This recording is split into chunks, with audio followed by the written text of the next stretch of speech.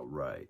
Really appreciate you all for jumping in. My name is Law Nation, and we're going to go over some interior defensive linemen, right? That's going to be in this draft that a lot of people might overlook. And what I want to say about social medias and things like that is that there's a tendency that a lot of people just want to be right. Nobody's willing to be wrong. Nobody's willing to admit when they're wrong. And it just baffles me, right?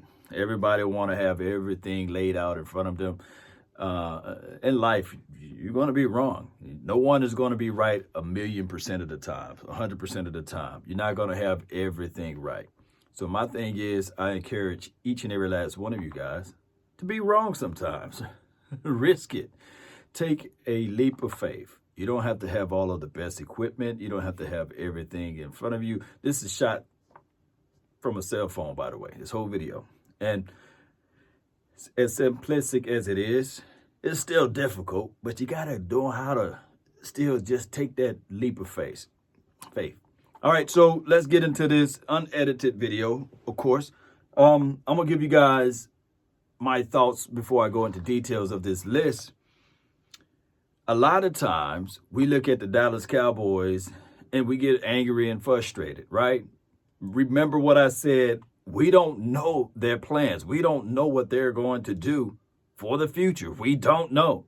We can only go by past experience, and we can go by our emotions and things like that, which I believe that we are not robots and we should showcase and put out our emotions. I believe that's the better way to do it, right? Instead of being all structured and I have a suit and tie on and I work for one of these major media companies. No. You whip it out and you pull it out and everybody get a chance to see it, right? So the Dallas Cowboys might have this philosophy far as the one tech, far as the big boy down inside. They might be looking at it like, hey, we're going to go young with it. We're going to go into the draft and make that a focal point in the draft. Not in the first round, maybe not in the second, but it could be somewhere in the third or the fourth round. You got multiple compensatory picks, right? I just want to pull out some names that we might overlook. The first person that's on this list, and there's no particular order, but I'm going to go with the person that I believe that's on the lowest of the order out of this particular list, and I haven't really just dialed into it. Forrest Merril.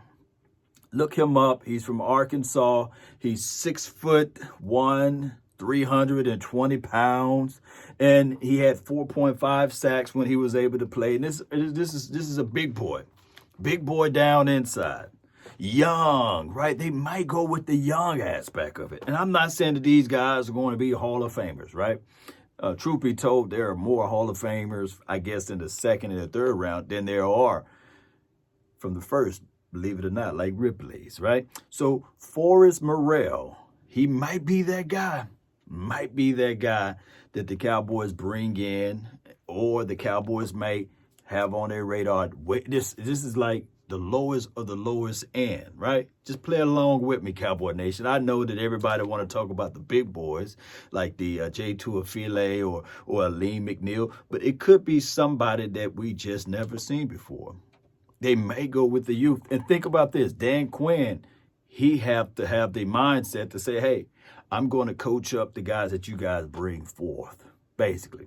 All right, the second person on this list, and these are guys that nobody probably be talking about, Xavier Kelly. He's from Arkansas, I believe, State here. Yeah, Arkansas. He had 4.5 sacks. But he's 6'5", 311 pounds, big guy. If you get a chance to look at some of his tape, you will see that this kid, man, he is a space eater. He is a one-tech guy. He can play a little off to the edge there, but pretty much he's more inside. He will fit the mold for a 4-3 team more so than anything. Xavier Kelly. Just let that sink into your mind on this particular list. And when I look at everything and I look at some of the hand placement, the body movement, that's what we're looking for. Moving bodies out the way, pushing that interior pocket back. That is what we need to see. And we got to look at everything on how they can work well with what we already got. Who can we develop? These guys may not even go drafted, but they're going to find themselves on an NFL team. And it's about how hungry you are. Hey, I tell a lot of people, you got to have that mindset like a PhD. Poor, hungry, and determined. Now, this other guy, we got somebody that's similar to this guy that I'm about to bring up, named Brent Urban, right? 6'7" guy, 6'8" guys, 305, 310 poundish guy. Well, this guy, similar, Isaiah Loudermilk. Let that name sink into your mind. He's 6'7" tall, maybe 6'8". Truth be told, could be 6'9". Now, he do have issues of lowering his pad level. He's about 305 pounds. But he have the ability to work the inside or work the middle. I mean, this kid can really push some things back. He got that country strength. Oh, my goodness. Isaiah Loudermilk, I believe from Wisconsin. Just a tall passing lane, just block him down. They can't be Loudermilk. That brother, he could just be just in the inside. And of course, right now, when you think of Isaiah Loudermilk, you're going to look at it and say, it's not a sexy pick. It's not a guy that you can just pull up and say, hey, look at that, But it's one of those days that you got to have these little small pieces in place, right? It's the little things. It's not always the, hey, this and hey, that. Think about what, and I'm not trying to do this to say that somebody's going to be like this, but think about Grady Jarrett, right? What round was he drafted in? Oh, wait. Let me know, Cowboy Nation. What round was he drafted in? A lot of times, people like to put players in boxes, paint them into a corner, and say this is their max ability.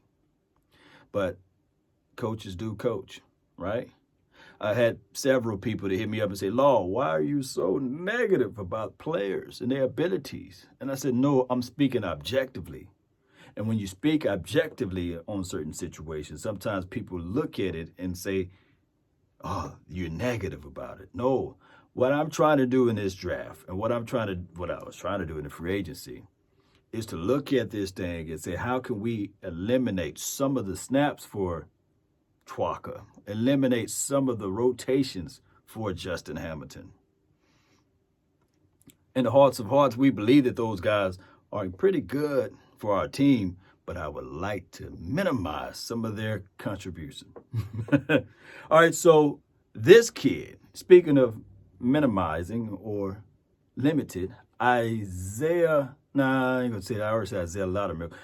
NaQuan Jones. Oh yeah, 6'4", 325 pounds. Stacking shit. Oh man, good hand placement, pushing the pocket back. He can do all of those things. But the cons of him, there's a lot of cons in these guys. The cons of him, he was a rotational guy over there in Michigan. He didn't get a lot of playing time, but when he rotated in, when he was there on the field, he exhibited a lot of those traits of pushing that pocket back, moving stuff out the way, body movement, moving stuff out the way. I'm talking about if you need somebody to help move furniture, he can be that dog. And yes, he had limited snaps. We would love to see more film out of him, but he was a rotational guy. And think about this. NaQuan Jones, if you guys can just look up some of his tape, you will see that when he's on the field, man, he did some things. Now, of course, when you're that size, you have some balance issues, you're falling all over the place. But I believe in the hearts of hearts, if the Cowboys are looking at it way down the line, like some of those guys that you can just pull and bring on a team, NaQuan Jones, right? Here's another guy that I would say, he don't look it, but he's like 360 pounds. Big old boy you can just put down in the inside, close your eyes and say, okay, baby, we got it, baby, we got it. Oh, yeah, we got it. Tedderal Slaton, Florida kid.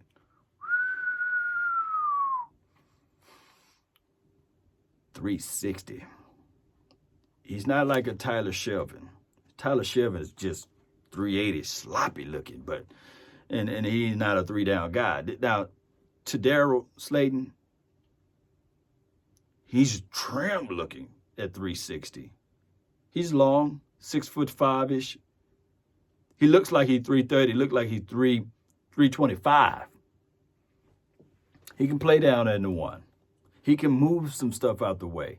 Now, he didn't play 3-down guy or what have you, but in a pinch, if you need somebody that can just lean, just a body leaner, move some stuff out the way. He's younger than the guys that we were talking about in this free agency. And of course, we can go up and down the list about the Christian Barmores, the Marvin Wilsons, all of those guys that we know for sure that's going to be pretty good in this particular season, well, in the draft season, what have you. But Tedderal Slaton, he could be just that guy. Fall into a system, fall into the right coaching. And think about the edge, how all of this stuff can work out. It's not just a one place and you done with it, but Tedderal Slaton, baby, he can probably do some lot of things. And he's hard to double team. Looking at my notes here, he's hard to double team. And when you're talking about a guy that it's just like, when you put him inside the middle and you have a guy that everybody else can feed off of, hey, that could work. Now, as far as feet and these sorts, balance, and these things, it's an issue for him. But I'm looking for a person that can come in and create that temperament of enthusiasm, punch, tenacious. I want all of that dog, that grit that can help this team out. And we need run pluggers. Everybody that I mentioned is good against the run, are good run stoppers. It's not going to show up that much on the stat sheet. It's not going to just sit there and say, okay, all right, when you look at the film, they're all 22. What are you looking for? It's when they engage, can they separate? Can they get upfield? Can they chase? Now, Tedderal Slaton, he do have a little issues with keeping his energy, keeping that same energy throughout the entire game. So, yes, you might want to slide him in. So if he drops to the 6th round or what have you, why not? Take a cup, bring the coffee over, warm it up, and bring him in. All right, the last person on this list, and you can say that he's probably be the better one out of everybody on this list, is Bobby Brown. Bobby Get Down Brown. I ain't talking about the singer or the dancer. He's 6'4", 315 pounds. He's good for a one. He's good for that one tech, and he can give you some three movement too. But I'm looking at Bobby Brown as a guy that can stop the run. A guy that, hey, he got like this momentum deal going, and once those wheels get to turning, he can get upfield too. So out of this list, Bobby Brown and Tedderal Slaton may be my best. Isaiah Loudermilk, for the name, but I think that his size and his height may play a good role for him. I think that the Cowboys may be looking at the youth part of it, as far as those big boys. And they say, hey, if we can bring in a guy from the draft that can work his way up. If the Cowboys do that, then I know for sure this is a different type of philosophy. Remember, we got to allow Dan Quinn to coach this team. We looking at it from the mindset from what they did last year and from the mindset what they did the previous year. I know it's been plus 25 years of us hosting that Lombardi Trophy and lifting it up. And I know that, hell, even this season, we have more games than we will ever play, ever, right? 17 games opposed to 16. So there's no more 8 and 8s, baby. There's no more of that, right? The season is long. Let's allow Quinn to implement his system. And hopefully, whether I'm right or wrong about these guys, that at least the philosophy will be there. Can I repeat that? At least the philosophy will be there. All right, Cowboy Nation, I want you guys to do the same. Find me some of those guys that probably nobody is looking at in this draft. Nobody tend to really pay attention to, right?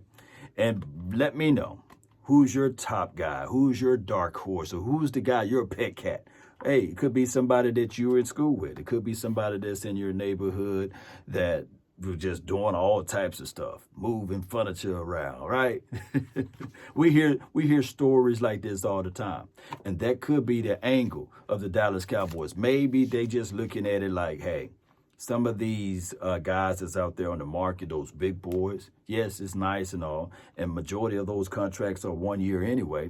How about we just focus in on bringing some free agencies as relates to the defensive backs and as relates to some of the edge guys, but we will really pay attention to this draft for that one tag.